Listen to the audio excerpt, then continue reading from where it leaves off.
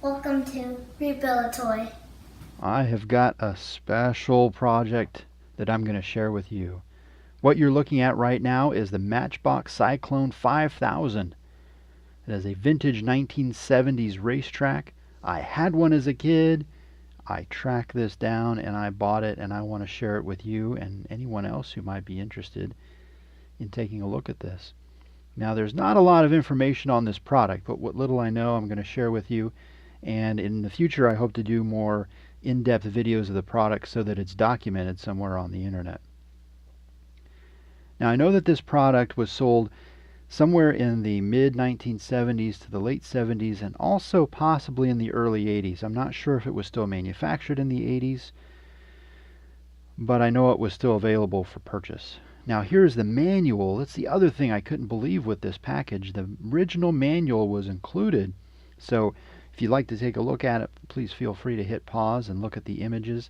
I'm also going to take some high resolution images of this manual. It's not in perfect shape, but as far as I know, it's the only one that's going to end up on the internet. So I hope to document this, maybe find a wiki somewhere, possibly fandom, and post these images and more information about this track so that it's documented. So the track comes in a number of pieces. Some of them were assembled. This curve that you're looking at here, that is a one-piece part to this track. That is the kind of the high loop, we'll call it. This launcher, this is what I remember as a kid. The two yellow handles, it's a head-to-head racing competition. You'll see that clear plastic cover over the launcher. And then underneath is this complicated pulley system, and it uses two metal springs to provide tension. That's what I remember playing with as a kid. And that's how I found this track. There are also two crossover tracks like that one. And then there's a loop at the other end that's made up of 4 segments. And they're held together with 3 clips. And we'll take a closer look at those clips here in a minute. There's the other crossover track. So basically the cars cross over into each other's lanes. Oh, I'm sorry, that's a straight track. The other crossover is part of the launcher. They cross over into each other's lanes, and then they cross over again before the racetrack is finished. Those 3 clips that I'm putting there, that's the stand for the high curve. And it has Kermit the Frog on it with a 1978 copyright that tells you the age of the track. And there are no decals in the box, and there are no decals, original decals, on the track. But those 3 plastic clips, I had to make my own one out of wood, and I'll document later how I made that. I didn't want to modify the track or glue it together, so I made my own little clip. Without that clip, you can't put the track together and use it, so it's very important. So what I'm doing now is I'm kind of taking inventory of the parts, making sure I have everything, and then I'm going to clean this up, and we're going to put this together and use it. I bought the track to play with it, for my kids to play with it. We will take good care of it, but we are going to run cars on this track. So I'm going to kind of rearrange everything here so I can fit it into the screen better while I clean it. And then we'll take a look at how this track works and if we can get any cars to go down it.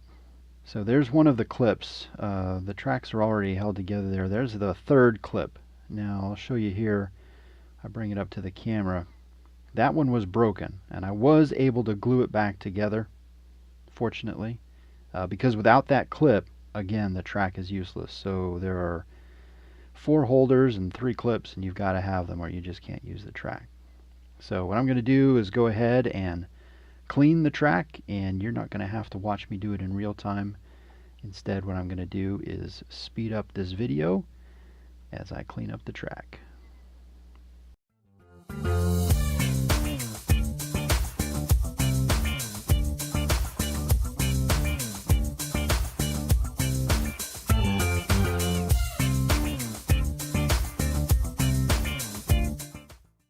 Alright, this is the part you've been waiting for.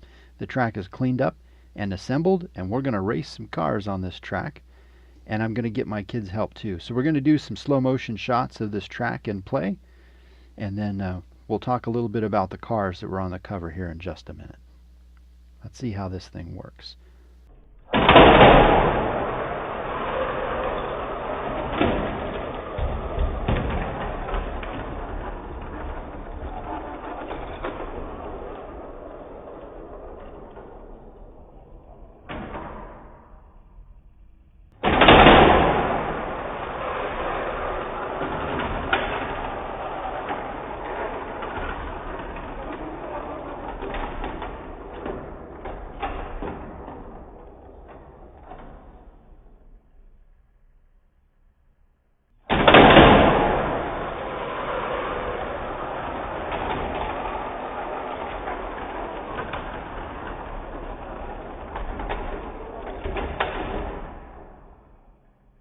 that was fun.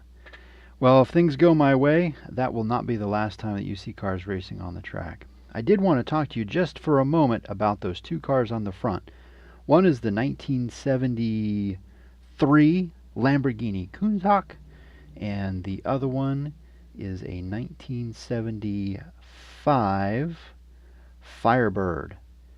I have both of those cars, and we're going to race them on the track the next video. I know you have a lot of choices when it comes to streaming entertainment today. Thank you so much for spending a few minutes with me. Please hit the like or the subscribe button if you enjoyed this video. Thanks, and we look forward to seeing you again soon.